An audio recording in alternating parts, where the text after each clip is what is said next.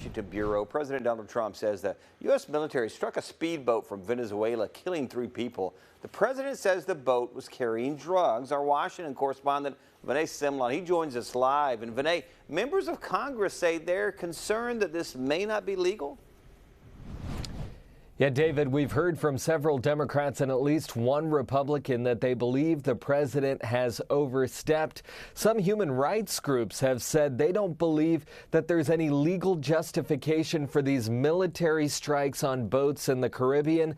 But President Donald Trump says he believes that gangs and cartels are terrorist organizations. President Donald Trump says this is a military strike on a boat carrying drugs from Venezuela. The strike killed 3 people, and the president says he has proof the boat had drugs. All you have to do is look at the cargo that was like it's spattered all over the ocean.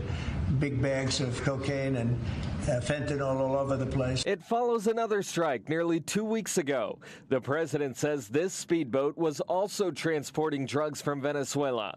The White House says it was carrying members of the Tren de Aragua gang. But national security officials said during a closed briefing on Capitol Hill, this boat turned around and was heading back to shore when it was struck. President Trump says U.S. military strikes have led to fewer boats in the Caribbean. What does that mean? That means there's no drugs coming by sea, but they do come by land. Over the weekend, the Venezuelan government also accused 18 U.S. Marines of raiding a Venezuelan fishing boat in the Caribbean. What were they looking for? Tuna? The Venezuelan president asked. Venezuela is empowered by international law to confront this aggression, he added. I don't want to see us get into some war with Venezuela because the president is just blowing ships willy-nilly out of the water.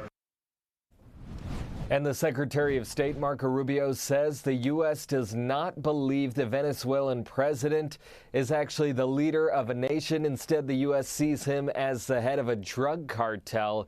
He says the U.S. will not tolerate a cartel masquerading as a nation in its own hemisphere. David? Vinay, breaking overnight, the president also announcing a lawsuit against the New York Times. So what's he after with this lawsuit? Yeah, the president announced a $15 billion lawsuit against the Times. Part of the problem, he said, they put the endorsement of Kamala Harris during the election on the front page right in the center. He's also accused the paper of lying about him. The president has also sued the Wall Street Journal for $10 billion for reporting about his ties to Jeffrey Epstein.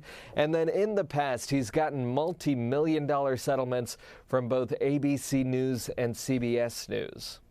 All right, Vinay Simlot live in D.C. Thanks so much, Vinay.